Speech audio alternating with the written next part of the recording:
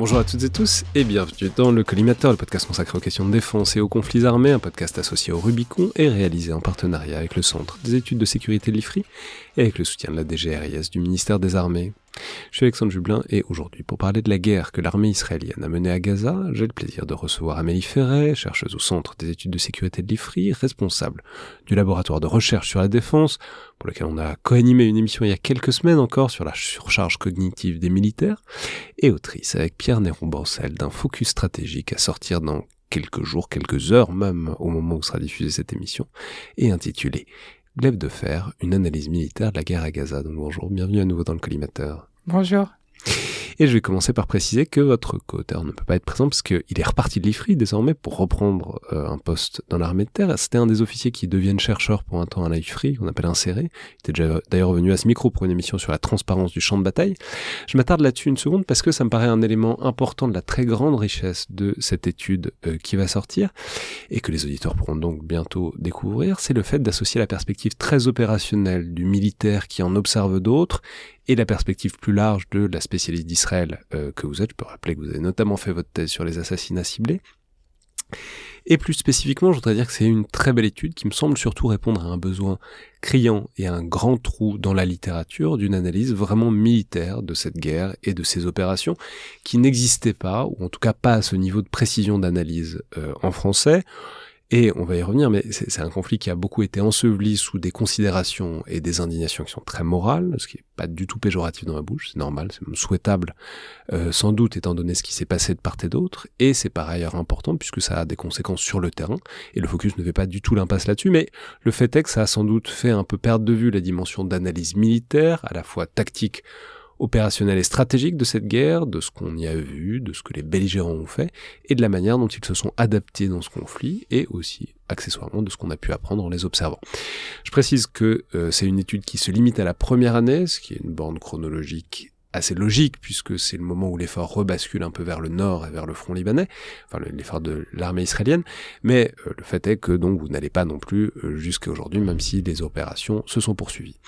J'ajoute aussi que c'est évidemment un conflit dont on a déjà parlé sous divers aspects à ce micro, par exemple récemment sur les échecs du renseignement israélien avant le 7 octobre avec Clément Renaud, sur la guerre des images dans un épisode avec vous-même et Laurence Bindner, sur le ciblage aussi, on a fait une émission sur le ciblage avec l'IA, et on avait même fait une émission au tout début sur les premiers enseignements tactiques avec Michel Goya. Donc on va essayer de ne pas se répéter et vraiment de se concentrer sur ce qui fait le cœur et la grande originalité de l'étude, il me semble en tout cas, c'est-à-dire la manœuvre et l'action israélienne à Gaza et ses enseignements. Malgré tout, il faut quand même probablement replacer un peu de contexte qui est celui de l'armée israélienne au début de cette décennie 2020, disons ça comme ça, puisque l'armée israélienne à ce moment-là, c'est quand même un logiciel très particulier et en évolution que je vais essayer de décrire. Alors, en vous lisant, on a l'impression qu'il est philosophiquement défensif, militairement offensif et conjoncturellement de plus en plus défensif malgré tout. C'est-à-dire il y a une grande philosophie qui est de se défendre, une méthode qui est généralement d'attaquer avant les autres, et en même temps qui est un peu en train de changer à la veille du 7 octobre, quoi. Oui, tout à fait.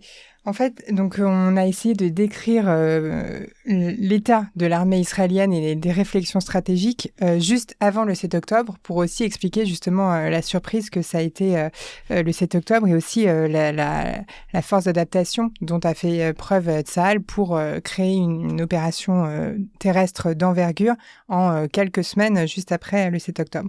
Donc juste avant le 7 octobre, c'est une armée israélienne qui est quand même axée sur à la fois des bombardements ciblés sur différentes positions, notamment les positions des proxys iraniens, donc en Syrie principalement, ce qu'ils appellent la MABAM, c'est-à-dire la campagne entre les guerres, et qui sont axés sur préparer une guerre au Liban, parce qu'en fait, ils avaient identifié la possibilité d'incursion terrestre via des tunnels, mais ils pensaient davantage que ça serait le cas au nord d'Israël et pas au sud.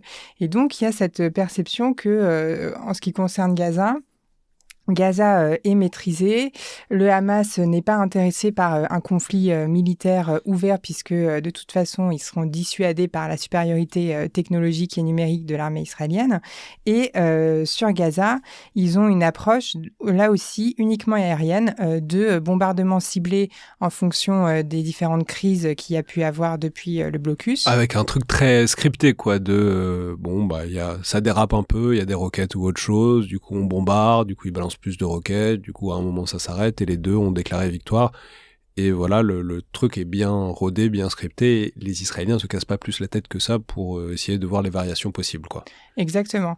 Surtout qu'ils alimentent en fait des banques de cibles. Donc du coup, ils savent très bien quoi cibler si jamais il y a une escalade, comme ça a été le cas par exemple en 2021 pendant la crise de Sheikh Jarrah. Mais il n'y a pas du tout de réflexion sur un engagement terrestre de grande ampleur possible. Et d'ailleurs, quand on a fait ces entretiens pour préparer cette étude... Je peux préciser que donc, vous êtes allé en Israël et vous avez parlé avec un certain nombre de hauts gradés, pas forcément hauts, mais quand même. Mais en tout cas des gens qui ont été sur le terrain et qui ont vu les choses de près pour saisir la logique d'ensemble, la logique opérationnelle derrière, quoi. Tout à fait. Et donc, ce qu'ils expliquaient, c'est que si les réservistes au niveau de l'armée de l'air faisaient effectivement leurs réserves, au niveau de l'armée de terre, il y avait très très peu à la fois d'investissement sur l'armée de terre et aussi de respect justement des contraintes sur la réserve. Donc en fait, on avait une armée de terre qui était principalement employée en Cisjordanie pour faire du maintien de l'ordre et donc qui n'avait pas du tout en tête une logique d'offensive terrestre avec une coordination par exemple avec les forces terrestres. Qui avait un peu perdu cette identité. Quand je disais que c'était militairement offensif, c'est quand même, donc vous replacez bien ce logiciel, c'est l'idée que Israël c'est tout petit et philosophiquement tout le monde leur en veut, donc il y a l'idée que dès que ça pète ou même avant que ça pète, il faut pouvoir se projeter très vite, y compris dans les airs évidemment, mais y compris sur terre. Ça c'était un peu l'ADN de l'armée israélienne. Et ça, par la technologie, par la montée en gamme, c'est un ADN qui était un peu en train de tomber en déliquescence, puisque on se disait, avec toute la technologie, on les verra venir. De toute façon, on n'a plus besoin de cette capacité de projection très réactive, quoi. Exactement. Et donc Israël, évidemment, elle est construite sur une posture dissuasive, puisqu'il y a très peu de profondeur stratégique. C'est-à-dire qu'à partir du moment où on envahit le territoire israélien, on peut se retrouver en très peu de temps à Tel Aviv. Hein. Entre Gaza et Tel Aviv, vous avez simplement quelques heures de conduite pour arriver à Tel Aviv. Et donc une posture dissuasive, une posture de renseignement avec cette idée que Israël doit savoir si quelqu'un va l'attaquer avant que l'attaque ait lieu. Et c'est cette posture-là, d'ailleurs, qui a été justement remise en cause lors du 7 octobre. Et par ailleurs, Israël a aussi une puissance nucléaire. Donc, par rapport à la première sédimentation de la posture stratégique israélienne qui a lieu lors de la création de l'État, où ils ont dû créer une armée de pied en cap et où il n'y avait pas l'arme nucléaire, c'est vrai qu'Israël s'était installé dans avait toujours cette philosophie offensive, préventive et offensive, mais s'était installé dans simplement une idée de défendre son territoire et donc de gérer les menaces plutôt non étatiques, mis à part l'Iran, qui étaient les siennes. Avec cette idée de créer ce que vous appelez une profondeur stratégique artificielle, c'est-à-dire l'idée de la profondeur stratégique, c'est un truc russe ou chinois, on lâche du terrain et on le reprendra après, mais on recule, ce qui nous donne du temps pour nous organiser. Et là, l'idée des Israéliens, c'est toute cette technologie, en fait, nous permet de voir les choses avant qu'elles se produisent. Et donc, elle est là, la profondeur stratégique, c'est-à-dire de voir les préparatifs et du coup de pouvoir agir avant que, pour le coup, ils passent des frontières, quoi. Voilà, exactement. Et par ailleurs, peut-être qu'il y a un point aussi à faire pour mieux comprendre cette posture stratégique sur le format de l'armée israélienne. Parce que au moment où il y a le 7 octobre, il y a justement un débat sur quel est le format à adopter et où investir l'argent. Parce que Israël, comme d'autres démocraties, sont aussi dans un budget contraint.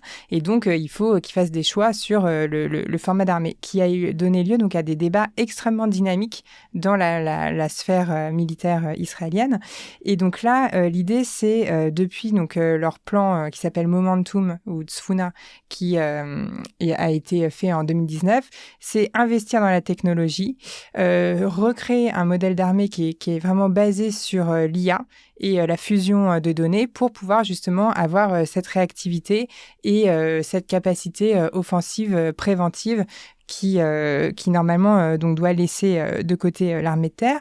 Et par ailleurs, pourquoi aussi laisser de côté l'armée de terre ? Parce que Israël, on a finalement un format d'armée qui est assez réduit. On a 170 000 à peu près soldats d'actifs. Sur ces 170 000, vous avez 100 000 conscrits et donc 70 000 officiers, mais les officiers, c'est des gens qui sont extrêmement jeunes puisque la plupart, c'est des gens qui, après leur service militaire qui se termine à 21 ans pour les garçons, continuent un petit peu dans l'armée. Donc, vous avez un corps d'officiers qui est autour de la trentaine pour les premiers niveaux. Et ensuite, vous avez la réserve. Et cette réserve-là, donc comme je le disais, ils y vont de temps en temps en fonction de là où ils sont affectés, mais l'économie israélienne a aussi besoin de fonctionner. Et donc, c'est très coûteux, à la fois en termes de temps et en termes d'argent, de fonctionner tout le temps sur la réserve. Du coup, c'est plus intéressant pour eux de justement investir sur de la technologie et des actions décisives plutôt que de se dire, d'attendre en fait, de devoir mobiliser tout le pays pour faire face à une menace. Donc, une armée de terre dont l'importance baisse, une armée de l'air sur laquelle tout est investi, la marine, on n'en parle même pas parce que c'est traditionnellement le parent pauvre israélien, même si ils ont des sous-marins, essentiellement, voilà. À ça, il faut rajouter un contexte qui est le contexte politique, qui est celui du retour de Benjamin Netanyahou au pouvoir, et avec ça, je veux dire, c'est ce qui était un énorme bordel pour tout Israël, avec les procès en corruption, les trucs, la réforme judiciaire, etc. Mais en fait, ça concernait aussi l'armée, s'il y avait un vrai impact direct sur les relations civilo-militaires et non sur la capacité de l'armée israélienne à se préparer, à être plus ou moins agile sur les menaces extérieures, quoi. Oui, tout à fait. Ça fait lien avec la surcharge cognitive, donc le dernier épisode que j'ai enregistré avec vous. En fait, quand on a le nouveau gouvernement Netanyahou, donc le gouvernement Netanyahou 4 qui se met en place, avec une coalition qui prend en compte des éléments qui sont des éléments en fait antidémocratiques pour une théocratie et pour la colonisation, vous avez du coup des dissensions entre l'appareil sécuritaire israélien, parce que c'est pas que l'armée, c'est aussi les agences de renseignement et l'échelon politique. Et la volonté de ce gouvernement, en fait, de faire le Grand Israël et donc de minorer l'obstacle principal au niveau juridique qui est la Cour suprême, et donc de faire une réforme judiciaire pour en fait faire en sorte que la Cour suprême ne soit plus indépendante, ça va générer un certain nombre de mobilisations contre le gouvernement. Ça va générer aussi des dissensions entre le ministre de la Défense et donc Yoav Gallant et Netanyahou, au point que Netanyahou va à un moment limoger Yoav Gallant, et là il faut quand même se rendre compte que tous les Israéliens sortent dans la rue pendant une nuit pour faire en sorte que Yoav Gallant soit maintenu à son poste, et donc il est maintenu. Et c'est la même chose pour le chef d'état-major qui avait été en fait nommé par le précédent gouvernement, et qui, quand le gouvernement Netanyahou arrive, donc le gouvernement Netanyahou veut changer de chef d'état-major, du coup le chef d'état-major se retrouve instrumentalisé dans une lutte entre le pouvoir judiciaire qui dit que constitutionnellement ils n'ont pas le droit de le faire, même s'il n'y a pas de constitution en Israël, et le gouvernement qui dit si on a le droit de le faire. Donc en fait tout ça, ça érode la légitimité de l'échelon militaire, et en fait ça prend tellement d'espace mental que du coup l'armée elle-même a dysfonctionné sur sa perception de la menace et sur la gestion de la menace. Et d'ailleurs, c'est là aussi on voit la très bonne connaissance par le Hamas de la politique interne israélienne, puisque eux, ils suivent vraiment ça. Et je pense que ça a joué dans le sentiment du Hamas, dans la possibilité de conduire cette attaque.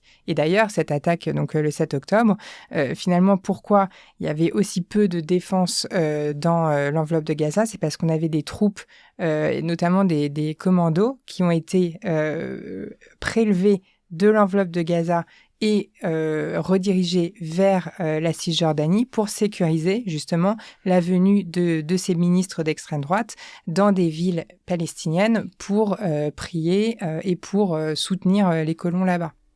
Et aussi à un moment de fête religieuse qui explique aussi que par ailleurs il y avait plein de soldats en permission. Alors, on va pas refaire la cinématique de l'attaque du 7 octobre parce qu'on l'a fait déjà plein de fois à ce micro, ailleurs. Tout le monde la connaît bien, un truc en 3 phases. Ils tapent les points de passage, ils tapent le réseau israélien, ensuite les kidnappings et les massacres, et à la fin les Israéliens reprennent un peu...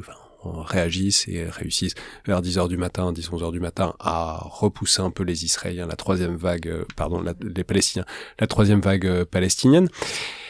Ok, faut peut-être juste rappeler le bilan chiffré, c'est quand même 1100 Israéliens morts, donc 90% de civils et 253 otages.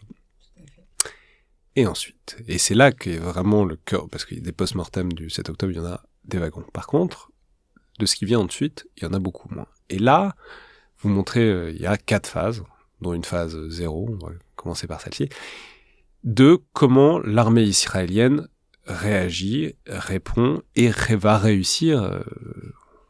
On peut dire, et on va sans doute dire plein de choses sur comment ils s'y sont pris, mais ça a marché.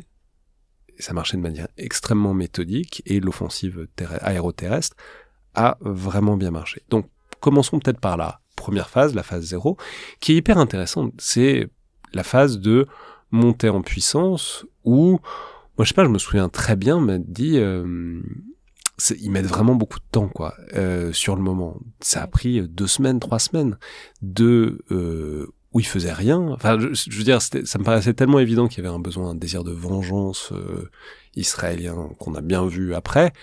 Mais sur le moment, ils ont eu une vraie patience de masser des troupes progressivement, méthodiquement, avant de tirer le premier coup de feu ou même de faire le premier mouvement vers Gaza, quoi. Oui, tout à fait. Ce que les généraux nous ont dit lors de ces entretiens, c'est 2 choses. D'une part, c'est qu'il n'y avait pas de plan, en fait, pour une offensive terrestre à Gaza. Donc, ils ont dû tout faire depuis le début, donc tout reprendre, faire l'analyse en fait de Gaza, qui est, comme on le sait, une zone qui est extrêmement peuplée, enfin très densément peuplée. Ils avaient déjà fait des opérations terrestres à Gaza en 2014, etc., avant-après, mais l'idée d'envahir et de reprendre la bande de Gaza, c'était pas dans les cartons, quoi. Non, pas du tout. Enfin, en tout cas, c'est ce qu'ils nous ont dit. Donc, ils ont dû donc tout recréer, et c'est là où justement leur approche centrée sur le renseignement et l'IA a été, est vraiment venue en appui de leur offensive et leur a permis d'avoir de déployer une puissance de feu et d'avoir un rythme très intensif dans cette première phase. Et par ailleurs, ils ont mis aussi du temps parce que, comme je disais, ils ont dû mobiliser du coup leurs réservistes, et ils ont mobilisé quasiment 300 000 réservistes, ce qui est énorme. C'est toute l'armée française. Voilà, donc il faut quand même se rendre compte de réussir à les incorporer, les acheminer, les équiper. Enfin, c'est une logistique importante. Et d'ailleurs, ça c'est très intéressant que vous vous attardez là-dessus, sur le fait qu'il y a un très grand succès de ce moment-là, qui est un succès de formation, qui est qu'ils ont récupéré des gens pas équipés, enfin bon, qui venaient une fois de temps en temps quand ils venaient, etc. Et qu'ils ont réussi à les équiper, etc. Mais surtout à les entraîner et à les tasquer, à les entraîner en quelques semaines pour la mission extrêmement compliquée qui allait leur échoir. En fait, il y a une vraie réussite de formation en boucle très serrée pendant ces quelques jours, quelques semaines, quoi. Tout à fait. Et cette formation, encore une fois, elle a été faite par des officiers qui sont très jeunes. C'est pas des officiers de 50 ans qui ont incorporé les réservistes. C'est des officiers qui sont très jeunes, qui ont réussi justement à prendre en charge tous ces civils finalement qui sont venus en renfort. Il y a eu aussi des gens qui sont venus qui vivaient aux États-Unis ou en Europe, qui sont arrivés et qui ont pris l'avion et qui sont arrivés pour défendre leur pays. Donc c'est là où on voit l'importance des forces morales aussi pour pouvoir faire ça. Et par ailleurs, donc ils ont mis du temps parce que toute leur approche, elle est centrée sur ce qu'ils appellent le C4I. Donc nous, c'est ce qu'on appelle le C4ISR. Donc, ça dépend des terminologies. Mais ça donc, peut être C4, C5, etc. Voilà. En fonction du nombre de C qu'on veut mettre. Donc c'est command, computer, control. Pour eux, c'est common, control, communication et computer intelligence. Et donc l'idée, c'est que toute cette... Parfois, il y a C5 ISR, donc c'est Command Control Communication Computer Cyber Intelligence Surveillance and Reconnaissance. Voilà, mais eux, ils parlent de C4, de C4I, voilà. Et leur idée, c'est justement de faire en sorte que toute cette masse différente, à la fois de personnel et aussi de composantes, puissent travailler ensemble de manière extrêmement rapprochée pour avoir une manœuvre qui soit la plus fluide possible. Et la question du timing, je pense qu'on y reviendra, mais elle est vraiment pensée comme centrale dans l'idée de manœuvre. Et du coup, ça leur a pris du temps parce que le Hamas, lors de l'attaque du 7 octobre, sur les 40 antennes relais de communication qui étaient autour de la bande de Gaza, ils en ont détruit 37. Et ils nous ont expliqué que ça leur a pris 1 mois pour recouvrer la connectivité qui permettait justement une coordination des feux qui était nécessaire à la manœuvre. Et par ailleurs, là, on fait un peu de teasing pour que les gens lisent quand même l'étude, mais il y avait toute une réflexion qui avait été faite par rapport à 2006, puisque 2006, c'est donc l'invasion au Liban, donc par Israël, l'offensive au Liban, et c'est une offensive qui a été un échec tactique. Parce que justement, ils avaient des grands problèmes de coordination entre les avancées au sol et les frappes aériennes. Ils ont eu aussi beaucoup de friendly fire, donc de tirs fratricides. Et par ailleurs, il faudra aussi parler de la structure à la fois géologique et le modèle de force, puisque le Hezbollah avait des positions beaucoup plus durcies dans la montagne, et donc c'est beaucoup plus difficile de détruire des positions durcies dans la montagne que à Gaza, où tout est en sable, et donc où du coup ça se détruit beaucoup plus facilement. Et donc dans cette montée en puissance, vous décrivez bien qu'il y a un truc d'entraînement. Alors ils font des fausses incursions, des petits raids nocturnes, etc. Mais en fait, ce qui est pas très dans le manuel, quoi. En fait, ils s'en servent comme outil d'entraînement pour les mobilisés qui viennent d'arriver. Ce qui fait que, et c'est ça qui est important, enfin, oui, sans doute que ça sert, mais surtout, ça donne confiance à tout le monde. C'est ça que vous décrivez comme le point central, c'est que... Les entraînements de nuit. Ouais. Ceux qui sont incorporés maîtrisent mieux leur truc, et surtout, les hauts gradés prennent confiance dans ces unités-là en se disant qu'ils vont pouvoir les utiliser, quoi. Exactement. Et c'est là aussi où on retrouve justement le côté audacieux de l'armée israélienne et l'idée de on y va et on teste en temps réel. Après, il faut voir qu'il y a eu quand même des problèmes entre les incorporés et le commandement. C'est-à-dire que les incorporés, surtout au fur et à mesure de la guerre, ont eu tendance à reprocher à la structure de commandement de les considérer comme acquis et donc finalement de les utiliser un peu comme bon leur semblait. Et par ailleurs, ce que je trouve quand même assez drôle... C'est-à-dire de pas se soucier de les renvoyer à la maison, etc., comme s'ils étaient des militaires de carrière, ce qu'ils ne sont pas, quoi. Exactement. Et par ailleurs, il y a aussi une forme d'insoumission chez les incorporés, puisque au départ, donc l'armée israélienne en fait avait assez peu de drones, tactiques pour accompagner le mouvement sur le terrain de l'infanterie. Et ça, c'était un grand manque. Et du coup, les gens, en fait, sont juste venus avec des drones qu'ils ont achetés sur Internet dans leur sac à dos. Et au départ, l'armée israélienne a dit non et a prélevé les drones en leur disant « Vous pouvez pas ramener du matériel commercial sur un terrain de guerre ». Et finalement, face à l'afflux, en fait, de drones, ils ont dit « OK ». Ils ont juste pris les numéros de série pour éviter qu'ils soient brouillés. Et voilà, donc en fait, je trouve que cet exemple-là, à la fois l'entraînement de nuit en conditions réelles sur un temps très court et en même temps l'idée de vous dire finalement je vais partir à Gaza pour quelques mois, je vais aller acheter mon drone et je vais prendre mes propres équipements et j'y vais, ça montre la plasticité et justement la capacité d'adaptation qui fait aussi le succès tactique de l'armée israélienne. Et là, il y a un général qui m'avait dit ça lors des entretiens. Il m'avait dit nous, on n'est pas bon pour prévenir le chaos ou pour empêcher le chaos, mais par contre, on sait très bien fonctionner dans le chaos. Et je trouve que cette première phase, elle montre ça. Alors ensuite, il y a la phase qui vient juste après. La première phase, enfin, vous appelez le monter en puissance, vous appelez ça la phase 0, ensuite c'est la phase 1.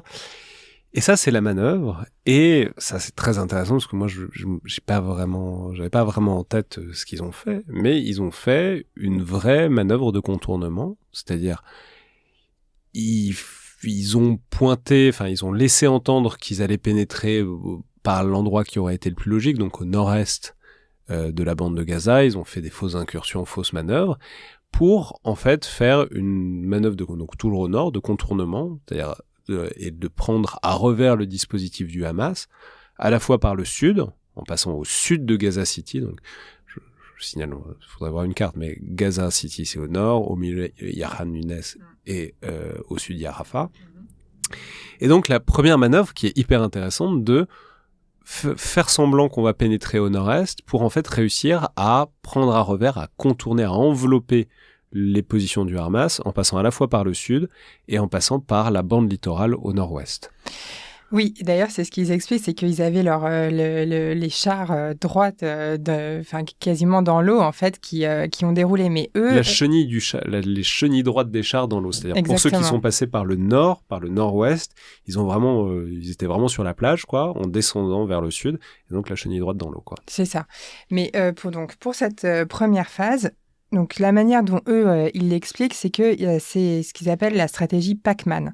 C'est-à-dire, donc Pac-Man, vous savez, c'est cette petite figurine... Je suis suffisamment vieux pour savoir ce que c'est Pac-Man. Non, mais je le dis pour vos auditeurs, qui avance en ouvrant la bouche et en dévorant tout sur son passage. Et donc, eux, c'est l'idée, c'est leur première phase, c'était ça. C'est-à-dire, on avance, on a un rythme très lent, parce qu'en fait, ils ont avancé parfois simplement de quelques centaines de mètres par jour. Donc, c'était vraiment un rythme quand même assez long, mais on détruit et on prend vraiment chaque pouce de terrain petit à petit.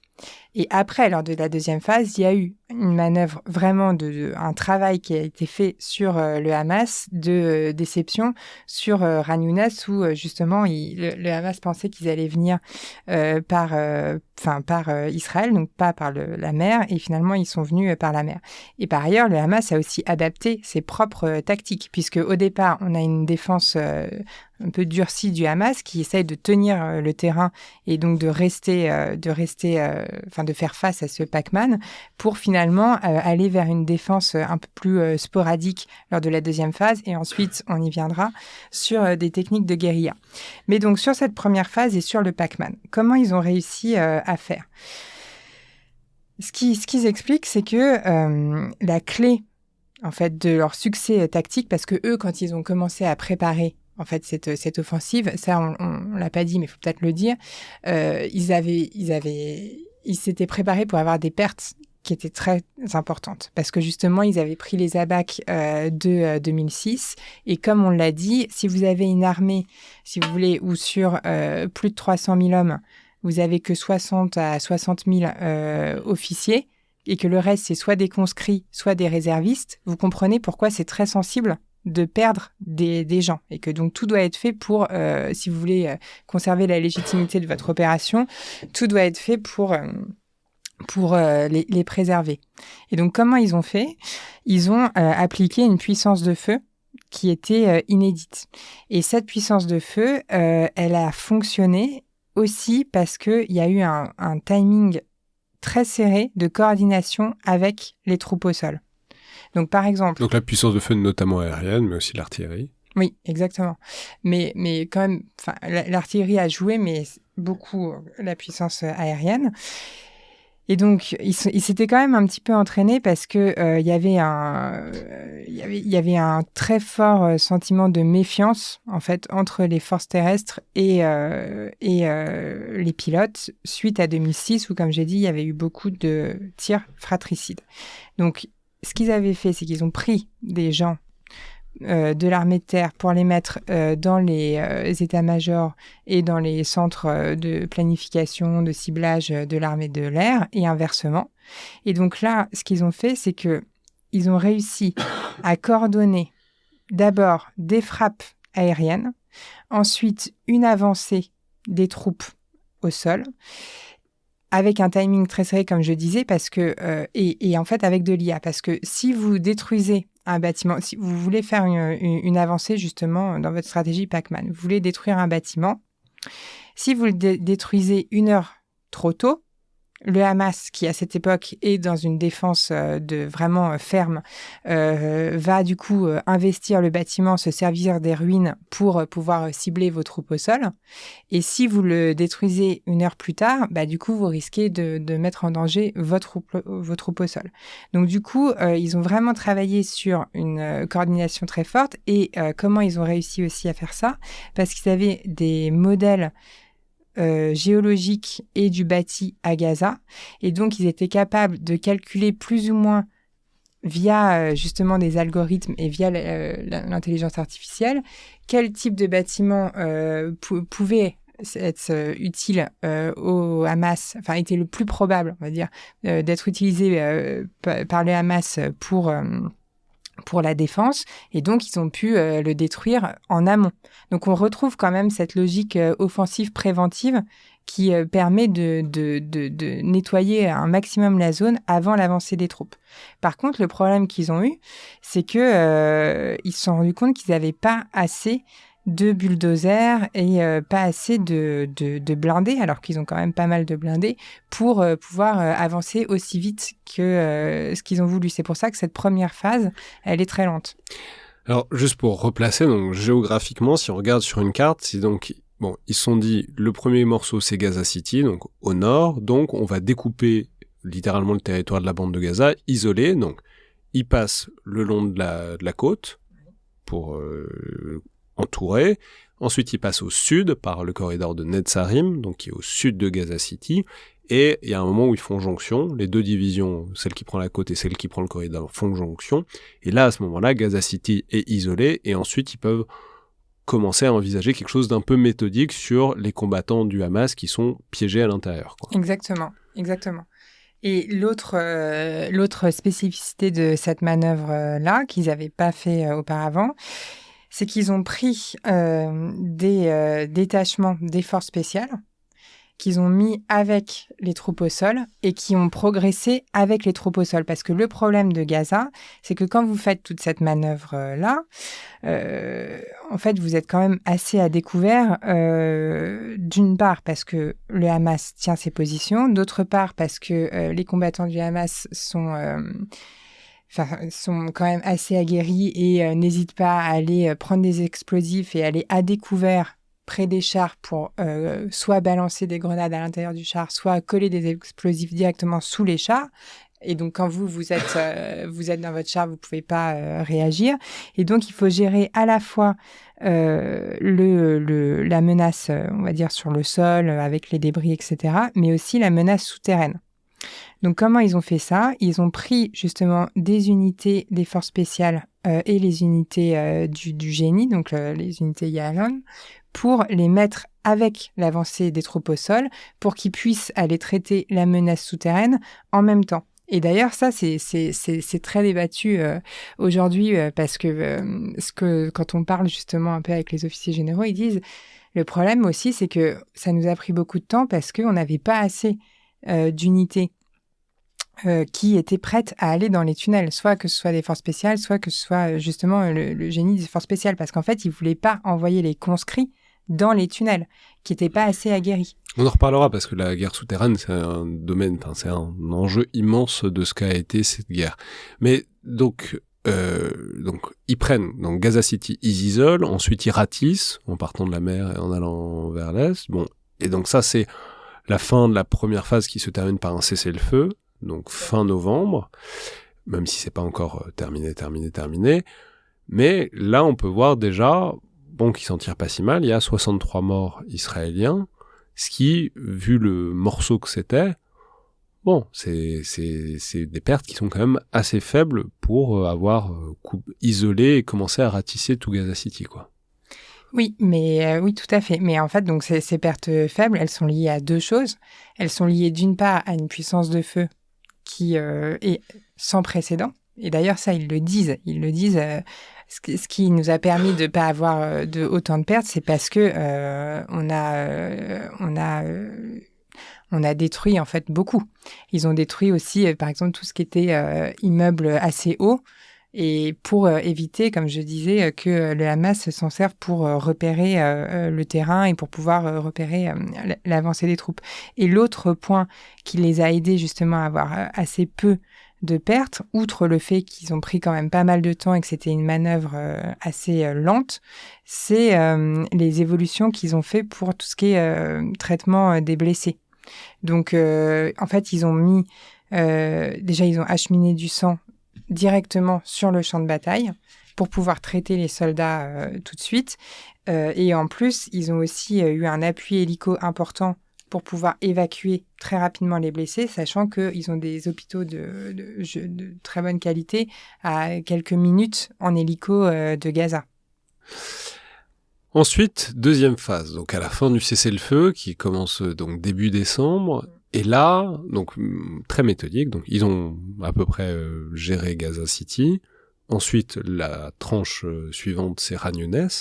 Et là, un peu pareil, mais encore plus, il y a une vraie manœuvre de le Hamas les attendait au nord-nord-est, et en fait, ils passent par l'ouest pour prendre à revers le dispositif du Hamas. Donc il y a une vraie manœuvre aéroterrestre, et l'armée israélienne qui entre sans vraiment d'opposition du Hamas. Là, c'est le moment où le Hamas, en fait, commence enfin, ils arrêtent de défendre le château fort et ils commencent à déjà être vraiment une guérilla, quoi. Oui, tout à fait. En fait, le Hamas, eux, ce qu'ils ont fait pendant le cessez-le-feu, c'est qu'ils ont vraiment travaillé sur un peu comprendre ce qui se passait, se réorganiser logistiquement, faire du lessons learned, donc regarder les tactiques, comment l'armée israélienne travaille. Et d'ailleurs, il y a eu aussi des problèmes. Par exemple, il y a eu des cas où on a des conscrits qui n'ont pas respecté les directives et qui se mettent sur des bâtiments pour réparer des antennes, puisqu'en fait, toute cette manœuvre, elle a besoin d'une connectivité qui puisque de qui est toute façon, s'il y a importante. des frappes à terre, s'il y a de la puissance aérienne, il faut du ciblage. Donc le ciblage, il faut bien une courroie de transmission, donc il faut du réseau, quoi. Ouais, exactement. Mais ils sont quand même... là aussi, ils sont très forts dans l'avancée de l'infanterie. En fait, ils ont des tablettes au niveau infanterie, hein. Et donc, sur leur tablette, ils peuvent voir ce que voit le drone qui est au-dessus et ils peuvent parler directement avec le pilote du drone pour leur dire, pour dire quoi faire. Donc, c'est un niveau de connectivité qui est extrêmement fort et qui, justement, réouvre cette possibilité de la manœuvre qui a été souvent... délaissé ou en tout cas considéré comme caduque par les partisans du choc simple. Donc, ils arrivent... donc, le Hamas fait ça. Ils comprennent un peu comment les Israéliens travaillent. Ils ont quand même des coups où ils tuent des soldats qui se sont à découvert en train de réparer des antennes, ou ils prennent... ils repèrent, en fait, ce que font les Israéliens, les tours et les patrouilles pour justement de prendre à partie ces patrouilles et filmer les prises à partie pour ensuite les mettre sur leur réseau. Mais l'armée israélienne fait la même chose. Et ça, c'est aussi quelque chose que moi, j'ai trouvé particulièrement intéressant, c'est-à-dire qu'ils ont créé une unité de lessons learned qui a fait remonter en temps réel toutes les données du terrain pour émettre des recommandations et donc pour être aussi très réactifs dans l'adaptabilité à la manœuvre. Et donc c'est là où justement ils se sont rendus compte que les positions que le Hamas les attendait à Khan Younes, donc du côté de la frontière avec Israël, et qu'ils ont pu les fixer justement en laissant quelques troupes et en faisant quelques patrouilles pour les prendre à revers. Et en fait, Khan Younes, ils l'ont pris en quasiment une nuit avec des parachutes, des forces spéciales. Et ensuite, ils ont repris leur position. Enfin, ils ont tenu un peu leur position. Et c'est là où, effectivement, le Hamas est rentré dans une défense davantage de type guérilla. En disant, vous pointez aussi qu'il y a une originalité à Khan Younes, c'est que c'est le premier moment où ils osent utiliser enfin les souterrains, les Israéliens. C'est-à-dire à Gaza, ils y entraient pas, ils y touchaient pas parce qu'ils savaient pas, ils avaient cartographié, mais enfin bon, c'était quand même très dangereux. Et là, à Khan Younes, ils utilisent les souterrains du Hamas pour la progression, ce qui montre que ils ont, en tout cas, l'impression d'avoir compris un truc, et qu'ils sont plus à l'aise dans ce milieu urbain avec toutes les complexités du système défensif du Hamas, quoi. Oui, tout à fait. Mais en fait, ce qui les empêchait avant d'utiliser les souterrains, c'est qu'ils n'avaient pas la connectivité dans les souterrains. Donc, en fait, ils ne pouvaient pas envoyer des troupes dans les souterrains parce qu'au bout d'un moment, ils perdaient la connectivité et donc ils ne savaient pas où étaient les autres, ils n'avaient plus de contact radio, etc. Alors que là, à Khan Younes, et ça montre aussi l'aspect innovant de l'armée israélienne, ils ont réussi à mettre au point un système de relais, en fait, de relais de connectivité à l'intérieur des souterrains qui leur permettent justement de coordonner la manœuvre souterraine avec la manœuvre terrestre et aussi d'envoyer des troupes qui ne sont pas complètement perdues dans les souterrains. Parce que, donc il faut se rendre compte, le métro à Paris, c'est à peu près 220 km de tunnel. À Gaza, c'est des estimations évidemment, mais c'est 500 km de tunnel. Et en plus, vous avez des types de tunnels qui sont très hétérogènes. Vous avez des tunnels qui sont vraiment durcis, où vous pouvez faire passer des véhicules, et vous avez des tunnels qui relèvent de vraiment de petits trous dans lesquels vous passez pas forcément debout. Ça, c'est très intéressant, c'est le fait que, en fait, c'est pas un réseau qui a été construit en une fois, c'est pas comme le métro parisien, justement, même s'il y a eu des couches aussi. C'est en fait plein de réseaux qui ont été développés parallèlement, qui sont connectés dans une certaine mesure, etc., mais qui sont quand même très, très hétéroclites, et du coup, bon, il n'y a pas de logique d'ensemble, quoi. Exactement. Et moi, ce que j'aimerais bien savoir, d'ailleurs, c'est ce que je me suis demandé quand je faisais cette étude, mais ça, il faudra attendre un petit peu, c'est savoir comment le Hamas utilise en fait ces tunnels. Est-ce que le Hamas lui-même sait où vont les tunnels? Non, mais c'est ça, comment eux, ils arrivent à se repérer dans les tunnels, sachant que justement, ils n'ont pas la connectivité qu'ont les Israéliens. Je sais pas, on leur demandera si on les croise, mais c'est une espèce rare un peu en ce moment. Donc, ensuite, alors bon, par ailleurs, le Hamas n'est pas purement victime, etc. Enfin, justement, ils utilisent les tunnels pour repasser vers Gaza City. Enfin, bon, il y a quand même une vraie opposition, mais vraiment en mode guérilla harcèlement. Et ensuite, il y a une troisième phase. Donc, la troisième phase identifiée, c'est vers Rafah. Donc, la progression est très logique du nord vers le sud. Rafah qui est problématique parce que c'est le point de passage vers l'Égypte, donc c'est aussi la voie par laquelle peut se réapprovisionner le Hamas. En même temps, c'est aussi par là que passe l'aide humanitaire dans une certaine mesure. Donc bref, voilà. Comment est-ce qu'il s'attaque à ce dernier bloc, donc, disons, le tiers Rafah au sud? Oui, d'ailleurs, le problème, c'est aussi, et c'est quelque chose que j'ai pas dit, quand ils ont pris Khan Younes, sur la deuxième phase, c'était pas tant la prise de Khan Younes qui leur a posé problème que rétablir des lignes logistiques, justement, pour tout ce qui est justement recomplétion des stocks, approvisionnement pour les hommes avec du coup les lignes israéliennes. Et donc là, ça leur fait prendre conscience que comme le Hamas a changé de tactique, qui sont passés dans une forme de guérilla, ils se rendent compte, même s'ils le savaient déjà, mais bon, que le Hamas n'a pas besoin en fait de gagner, mais simplement de survivre. Et que donc pour traiter la menace du Hamas, qui du coup ressurgit avec des opérations de hit and run un peu partout, il va falloir créer des emprises un peu plus fermes qui permettent justement de rapprocher les lignes logistiques israéliennes et donc à Gaza. Donc c'est là où il commence à se dire qu'il va falloir pas forcément occuper Gaza, mais en tout cas avoir des emprises militaires à l'intérieur même de Gaza pour faire face à ces problèmes logistiques. Donc, en gros, il y a... Et oui, donc pardon, pour Rafah, en fait, le grand objectif de Rafah, c'est justement de couper, de prendre le corridor de Netzarim et de couper les lignes logistiques vers l'Égypte. Et c'est là où aussi on voit on peut critiquer un peu la manière dont cette opération a été montée, parce que finalement, s'ils avaient... Corridor de Philadelphie. Oui, aussi. Le corridor de Philadelphie, pardon. Netzarim, c'est celui entre Gaza et Khan Younes. Tout à fait, oui, pardon, de Philadelphie. Donc, en fait, ce qu'ils auraient pu faire dès le début, c'est justement commencer par couper les lignes logistiques avec l'Égypte et le corridor donc, de Philadelphie pour pouvoir isoler le Hamas, ce qu'ils n'ont pas fait.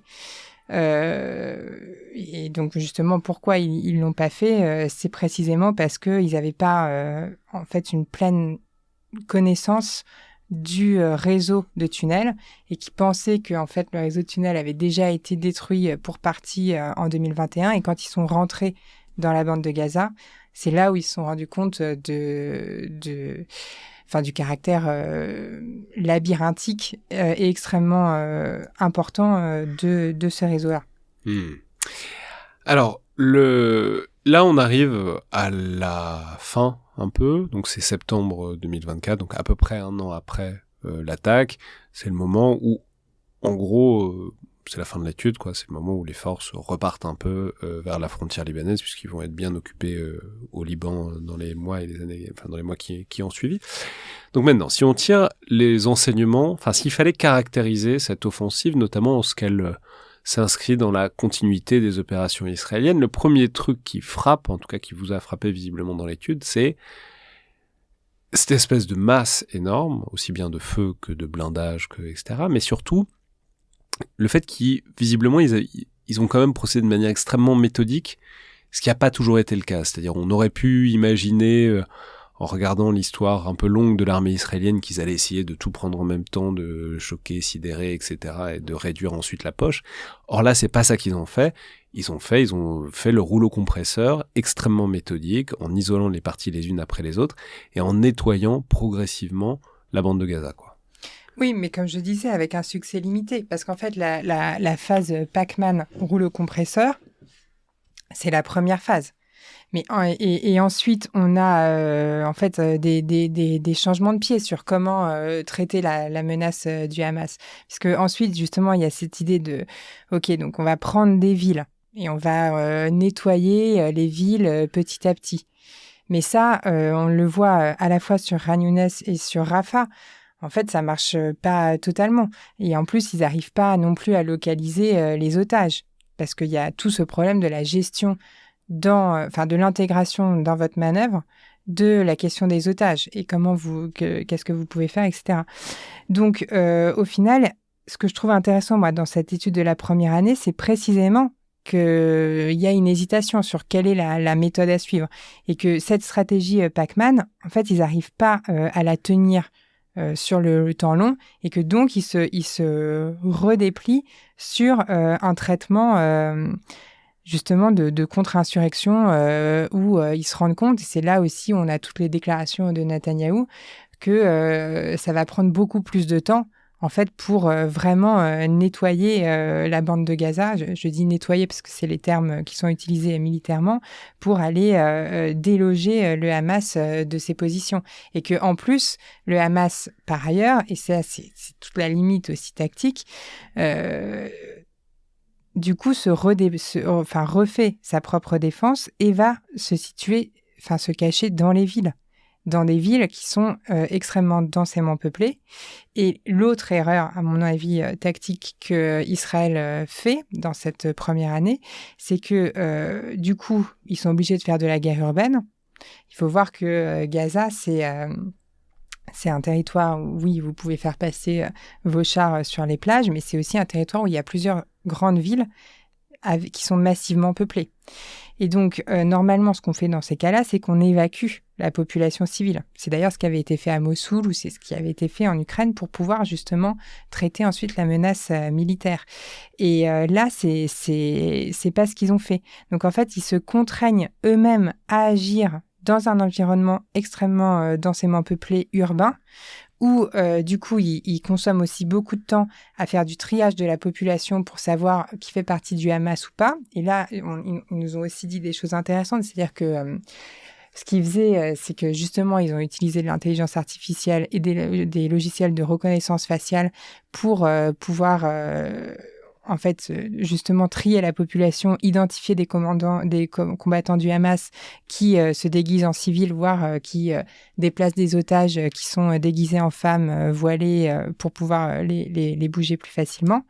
Et du coup, ils se contraignent aussi parce que justement, sur Rafah, on se souvient quand même que c'est le moment où l'administration Biden avait dit si vous prenez Rafah, on arrête notre livraison d'armes, nos livraisons d'armes offensives, etc. Donc, c'est une réussite tactique cette première année parce qu'ils ont eu très peu de pertes, parce qu'ils ont détruit quand même significativement les capacités militaires du Hamas, parce que là, on n'en a pas parlé, mais sur le lancement de roquettes, en fait, le Hamas, on est passé de 5000 roquettes le 7 octobre à... quelques roquettes une fois tous les 6 mois. Donc, c'est une vraie réussite. Juste, je vais rappeler le bilan. Le bilan, c'est 393 soldats tués, 2000 blessés officiellement, mais ce qui traduit aussi donc la très bonne médicalisation du front, le fait qu'ils en ont pris soin et qu'il y a un vrai truc qui est pas inintéressant à observer d'ailleurs pour des armées plus occidentales, de comment on limite la létalité sur le front, parce que là, ça a été plutôt une grosse réussite. Ça nous amène d'ailleurs, c'est quelque chose qu'on a déjà traité, mais bon, c'est la problématique de la discrimination, du droit international humanitaire et des limites qu'ils ont mis à l'usage de la force.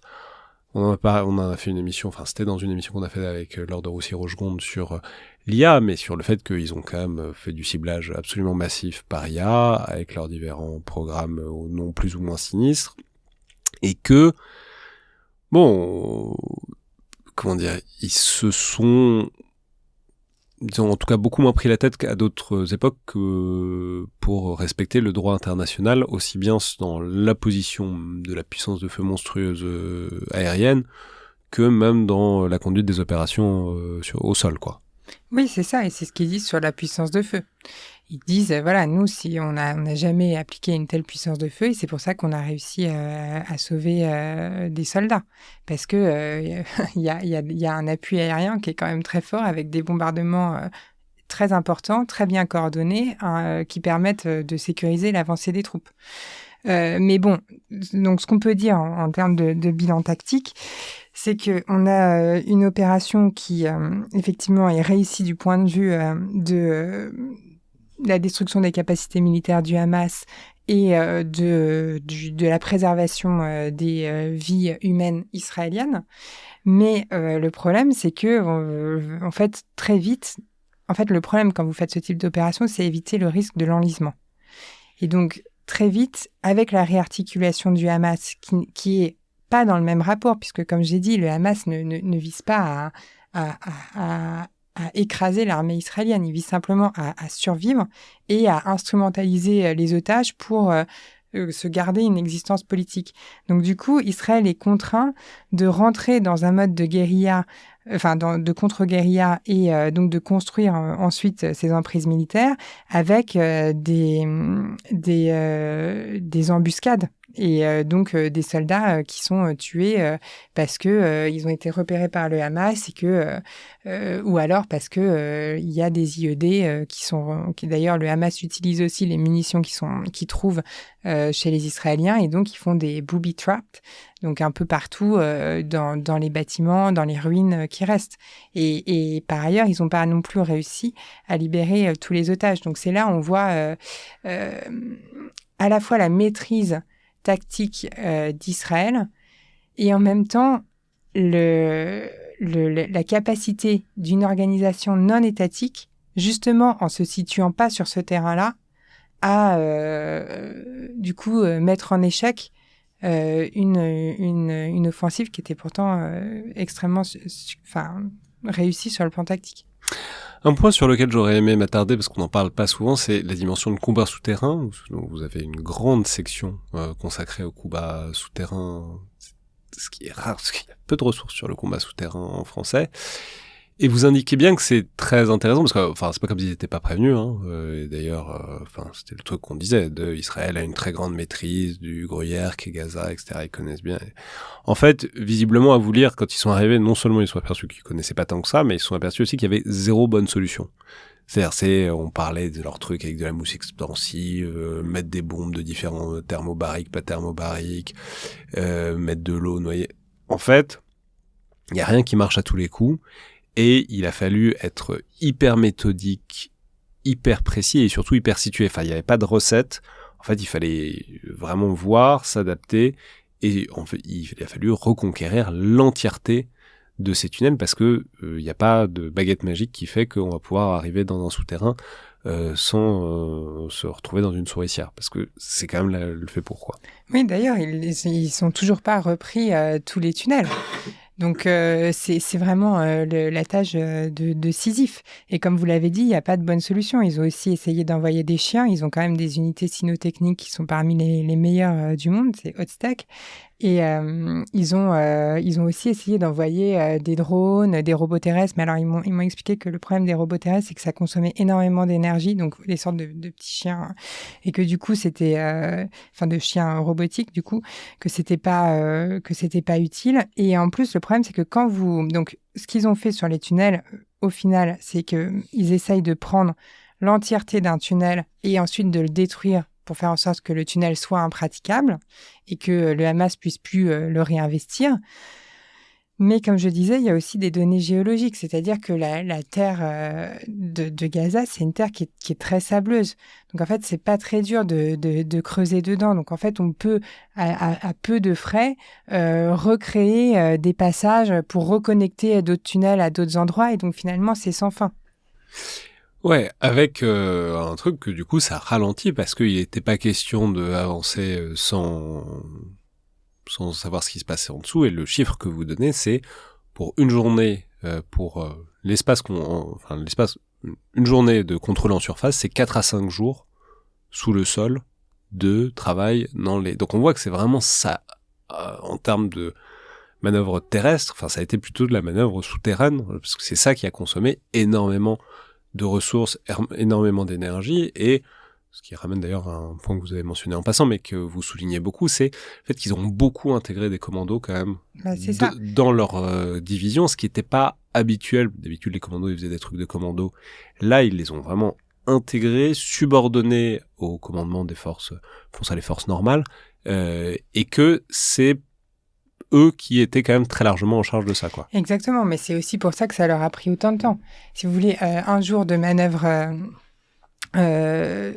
sur terrestre ou terrestre simplement, et pour 4 à 5 jours de manœuvre souterraine, c'est parce que c'est pas du tout les mêmes effectifs qui sont déployés entre les deux. C'est que vous, comme je l'ai dit, en fait, ils ont fait le choix de pas envoyer ni les conscrits ni les réservistes qui faisaient pas partie des unités spéciales dans les souterrains. Et donc du coup, là dans les retours tactiques et les enseignements que eux ils tirent, c'est la nécessité de former en masse des troupes de génie d'élite et d'utiliser beaucoup plus les forces spéciales. Ce qui est d'ailleurs intéressant sur nous, toutes les réflexions qu'on a sur l'intégration des forces spéciales en guerre haute intensité et est-ce que finalement il faut un modèle d'armée avec beaucoup de troupes qui soient capables d'affronter le choc ou est-ce qu'il faut plutôt un modèle type force spéciale. Bon, le problème du modèle d'armée, c'est que ça dépend toujours de comment vous l'utilisez, mais eux, c'est pour ça que ça leur a pris autant de temps. Et par ailleurs, il faudrait pas non plus donner l'impression que la manœuvre terrestre, elle était facile. Enfin, comme j'ai dit, il y avait beaucoup, en fait, du fait des destructions, beaucoup de débris. Donc, beaucoup de possibilités pour les snipers du Hamas d'investir des endroits et beaucoup aussi d'explosifs. Et ça vous indiquait que, étonnamment, ça a plutôt pas trop mal marché, leur mode de progression en surface, c'est-à-dire, bon, effectivement, en voyant le truc, on se dit, bon, bah, il y a des tas de gravats partout, c'est quand même un piège, etc. En fait, la protection rapprochée, ça marchait plutôt bien, notamment pour les chars. Voilà, quoi, il y a eu une sorte de réussite là-dessus, alors qu'on pouvait s'attendre qu'à chaque coin de ruelle, il y a un mec qui pose une mine anti-char Mais là, ce qu'ils m'ont expliqué, c'est que pour les Merkava 4, qui sont donc les chars avec un blindage quand même assez conséquent, ils m'ont dit que un Merkava 4... c'est du 50 tonnes, hein, c'est du lourd quand même. Hein. Donc ils m'ont expliqué qu'un Merkava 4 pouvait prendre jusqu'à 20 RPG et toujours fonctionner.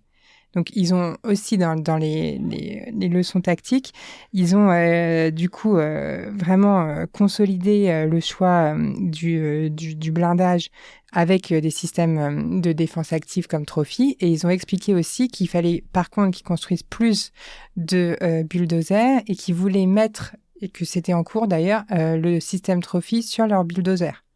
Donc, on a aussi voilà, une adaptation pour la manœuvre en surface qui est liée aussi à leur capacité, en fait, tout simplement en termes de blindage.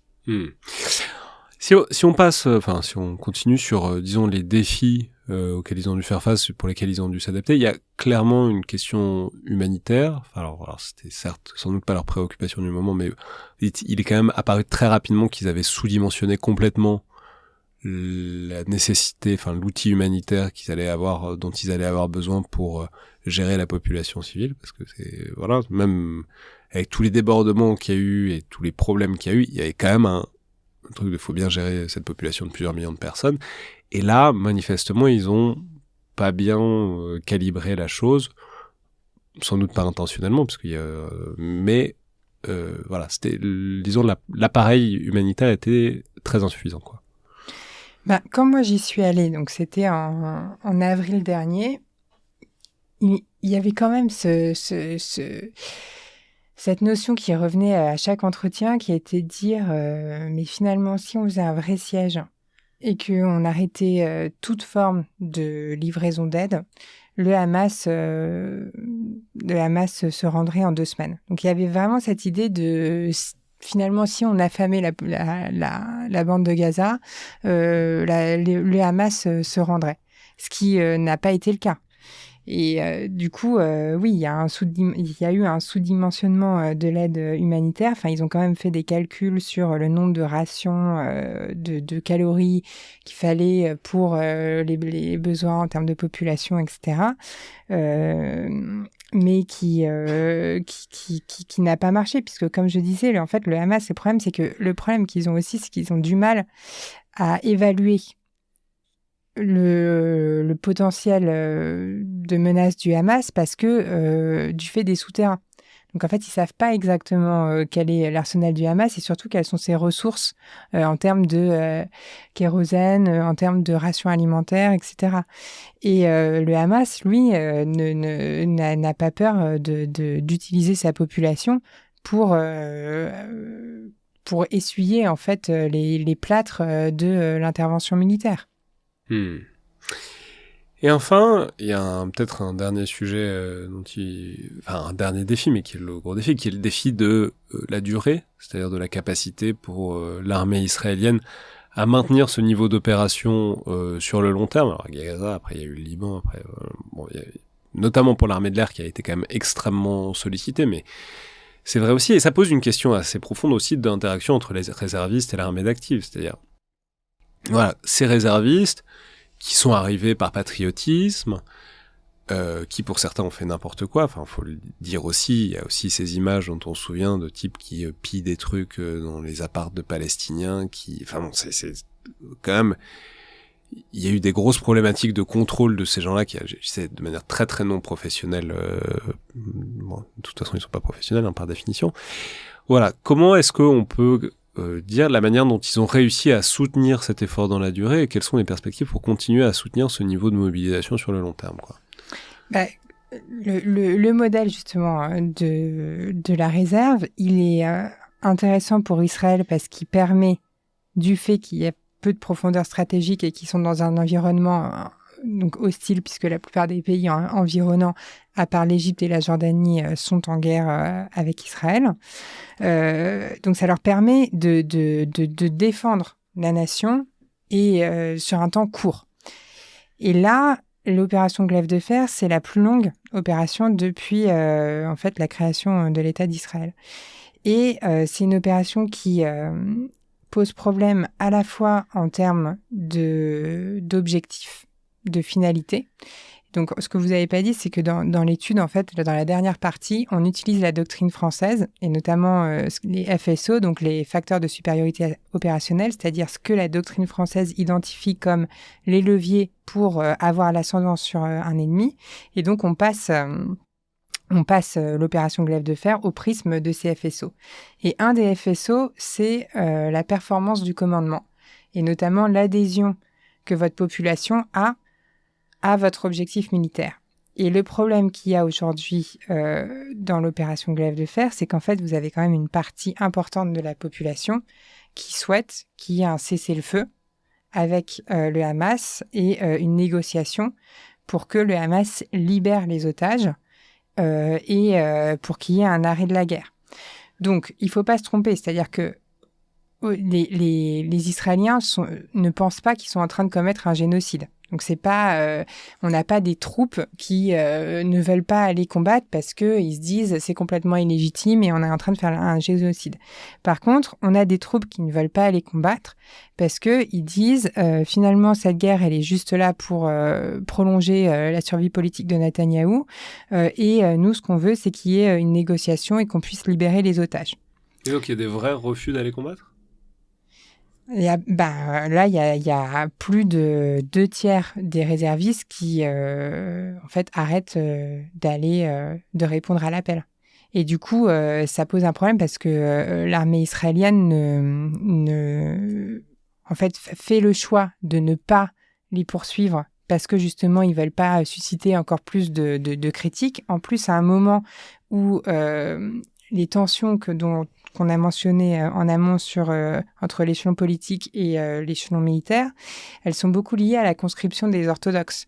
C'est-à-dire le fait que les religieux, donc orthodoxes en Israël, ne participent pas au service militaire, puisque c'est lié à un accord qui avait été fait avec David Ben Gourion à la création de l'État, où à la suite de la Shoah, l'idée c'était de refaire émerger une génération qui soit capable de porter spirituellement Israël et donc une génération religieuse qui se consacre à l'étude des textes sacrés dans les yeshivot, donc dans les écoles religieuses. Mais aujourd'hui, ces personnes-là, elles participaient à l'effort militaire. Et donc, vous avez une partie de la population qui dit, mais pourquoi nous, on irait soit mourir à Gaza, soit, si c'est pas mourir, mais passer des mois à Gaza, loin de notre famille, en laissant notre travail, avec tous les problèmes de carrière professionnelle que ça peut occasionner, pour une partie de la population qui, elle, va dans les colonies et jette de l'huile sur le feu sans participer du coup et payer et faire face aux conséquences de leurs actions. La génération religieuse, elle a bien émergé et on voit bien les résultats sur le long terme sur le paysage politique et religieux israélien quand même. Bah oui, parce que démographiquement, c'est une population qui est extrêmement dynamique.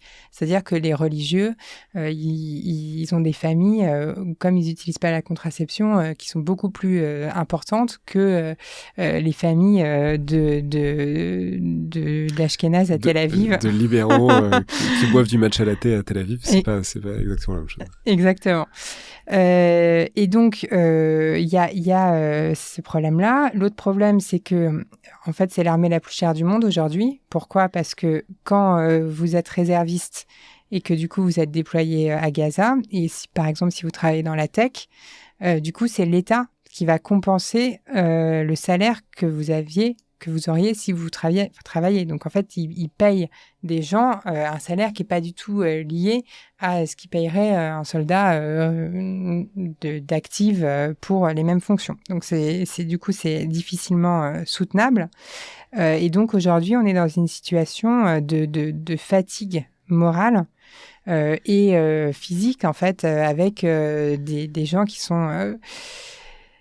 qui ont du mal à se dire qu'il faille retourner à Gaza, faire leur Milouim et être présent. Sans compter qu'on a aussi la question du stress post-traumatique, qui est quand même assez important. J'allais vous poser la question, est-ce qu'on a une génération de grands brûlés de cette opération qui est en train d'émerger, ou est-ce que bon, c'était aussi dans un contexte particulier, dans un truc très existentiel, en tout cas dans les premiers moments. Enfin, on n'y vient pas exactement pareil que quand il s'agit d'envahir l'Irak ou l'Afghanistan. Enfin, il y a autre chose, quoi.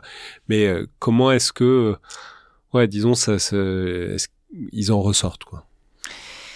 C'est un peu tôt pour le dire. Mais ce qu'on peut dire, c'est que il y a une augmentation importante des taux de suicide chez les militaires israéliens. Il y a des centres de traitement du stress post-traumatique qui ont été mis sur pied et donc qui traitent quand même un volume important avec un certain succès de troupes, mais vous avez aussi des besoins opérationnels. Donc du coup, il y a aussi des gens où l'armée ne reconnaît pas qu'ils sont en stress post-traumatique et qui les renvoie à Gaza. Parce que le problème quand vous êtes des autorités militaires, c'est comment vous faites pour distinguer des gens qui sont vraiment en stress post-traumatique et des gens qui veulent juste éviter de retourner à Gaza parce que ils sont épuisés moralement, mais qu'en fait, ils sont quand même toujours aptes à combattre. Donc, c'est assez complexe. Et oui, vous avez bien sûr du stress post-traumatique. Il y a pas mal de témoignages, notamment chez les snipers, qui disent que en fait ils avaient des consignes, enfin ils avaient été formés pour des règles d'engagement qui étaient quand même très contraintes et que le relâchement de ces règles d'engagement avec leur commandant qui leur disait tire. Et donc, eux qui tiraient, mais qui tuaient du coup aussi des enfants, ça, on peut dire, femmes, ça s'est etc. notamment posé la question dans les points de distribution de nourriture. Exactement. Ces derniers mois, avec ce truc hyper bizarre qui a fait une sorte de joint venture entre des paratrumpiens aux États-Unis et des Israéliens, pas clairs non plus, qui voulaient monopoliser l'aide humanitaire et alimentaire donnée à Gaza. Et du coup, ça a fait des trucs extrêmement problématiques autour de ces points, où il y avait vraiment aussi par ailleurs des gens du Hamas, mais du coup, des snipers de l'armée israélienne qui tiraient dans la foule autour des points de distribution alimentaire, et ça donne ce qu'on peut penser que ça va donner. Mais en fait, c'est pas forcément juste des gens du Hamas, c'est juste que quand vous avez des troupes au sol engagées, qui sont jeunes, qui sont vos frères d'armes, et que vous avez en face une population affamée qui est supérieure en termes de nombre et qui commence en fait à se battre justement pour avoir de la nourriture. Le parti pris, ça a été justement, encore une fois, comme dans toute cette opération, d'utiliser la puissance de feu pour sauver ces soldats au détriment des civils qui sont présents. Et donc, on retrouve cette même logique. Donc, en fait, ça revient effectivement à ouvrir le feu sans vérifier nécessairement que c'est exactement des sites militaires. Et sur les affaires des hôpitaux ou des doubles frappes justement qu'il y a eu sur les hôpitaux, en fait, on retrouve la même logique, c'est-à-dire c'est la logique du zéro risque.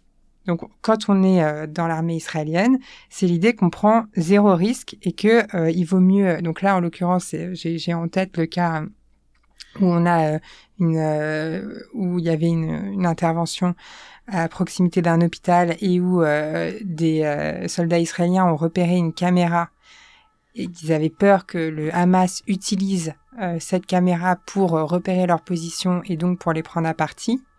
Et donc, du coup, ils ont demandé à l'artillerie de détruire la caméra. Et donc, l'artillerie a fait une double frappe sauf que entre la première frappe et la deuxième frappe, il y a des civils qui sont approchés pour venir en aide aux personnes qui avaient été blessées ou tuées lors de la première frappe. Bon, ça, c'est très coûteux en vie humaine. Mais du côté israélien, c'est la logique du zéro risque et de la précaution. Et c'est pour ça que, à mon sens, il y a une forme d'articulation qui doit être pensée, mais c'est pas le sujet de l'étude, entre la rationalité militaire et pourquoi les militaires agissent comme ils le font. Parce qu'en fait, il y a quand même très souvent une rationalité, c'est-à-dire une raison tactique qui explique pourquoi... Vous l'avez dit tout à l'heure, c'est ni les hauts gradés, ni les soldats israéliens, ils vont en se disant on va faire, enfin surtout un juif, quoi, va dire on va faire un génocide. C'est pas ce qui, par ailleurs, est un élément complètement constitutif de la notion de génocide au sens international, c'est l'intentionnalité. Donc c'est pour ça que c'est particulièrement problématique. Mais ils vont pas en se disant ça. Par contre, la question c'est comment est-ce que des raisons plus ou moins bonnes militaires peuvent monter en série, aboutir à autre chose que de bonnes raisons militaires, quoi. Voilà, exactement. Et c'est la question de la gestion du risque. C'est-à-dire comment est-ce qu'on fait peser le risque sur nos soldats? Est-ce qu'on fait peser le risque sur la population civile? Et voilà. Et c'est pour ça qu'une des erreurs quand même de cette intervention, ça a été de ne pas prendre le temps d'évacuer la population civile avant de lancer les opérations militaires.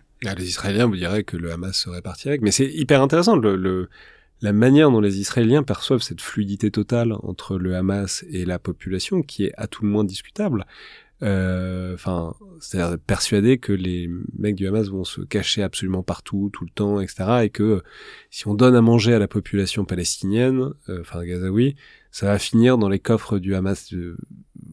Oui, d'accord. Et puis à la fin, c'est toujours que de la nourriture. Enfin, je veux dire, il y a un truc de pour ces trucs de distribution alimentaire, on le sait. Enfin, je veux dire, il y a eu suffisamment de conflits et d'actions humanitaires depuis plus d'un demi-siècle pour savoir que la solution, c'est de donner beaucoup de nourriture. En fait, si on donne beaucoup de nourriture, ça devient plus un enjeu, ça sécurise tout et ça fait perdre aussi beaucoup de son levier au Hamas.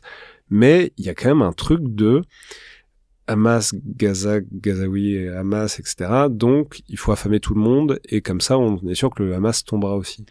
Oui, bien sûr. Après, moi, ce que j'ai quand même beaucoup entendu quand j'ai fait les entretiens, c'est vraiment des exemples tirés de l'Antiquité sur l'utilisation de la faim comme arme pour un siège à des fins militaires. Ah, des trucs on l'a fait dans l'Ancien Testament, ça marchait bien, on va recommencer. Exactement. C'est super comme analyse.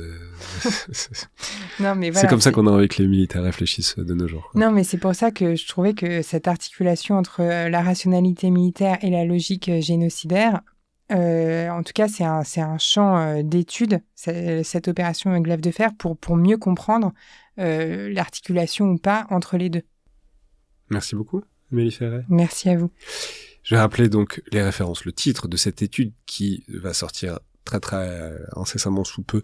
Je mettrai évidemment le lien dans la description de l'épisode dès que l'étude sera disponible. Intitulée donc Glaive de fer, une analyse militaire de la guerre à Gaza et coécrite avec Pierre Néron-Bancel. C'était donc le Collimateur, un podcast produit par Alexandre Jubillet, distribué par Binge Audio. Deux petits points de housekeeping, d'actualité du podcast. Le premier, c'est que vous avez dû l'entendre au début de cet épisode, mais donc il y a un projet de livre tiré de la série sur les guerres oubliées, qui est en crowdfunding en ce moment. Donc voilà, si vous êtes suffisamment nombreux à le vouloir, on va le faire. Voilà, il reste quelques semaines pour le crowdfunding.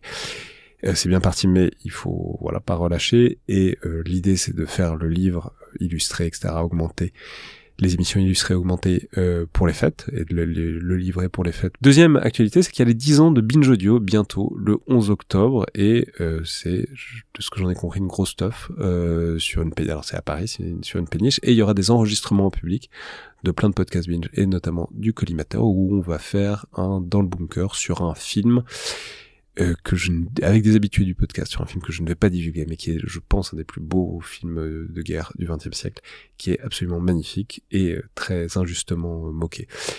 Bref, je sais pas si je le révélerai avant, mais il y a du teasing, là, on veut savoir ce que c'est. Ouais, mais vous pouvez prendre donc vos billets, je pense que je mettrai le lien vers la billetterie pour cet enregistrement en public, donc le 11 octobre. Par ailleurs, toutes les remarques et commentaires sont bienvenus par mail sur les réseaux sociaux et sur les outils d'Apple Podcasts, de Spotify et de YouTube, où toutes les émissions sont disponibles en vidéo. Merci à toutes et tous, presque toutes. Merci à toutes et tous, et à la prochaine fois.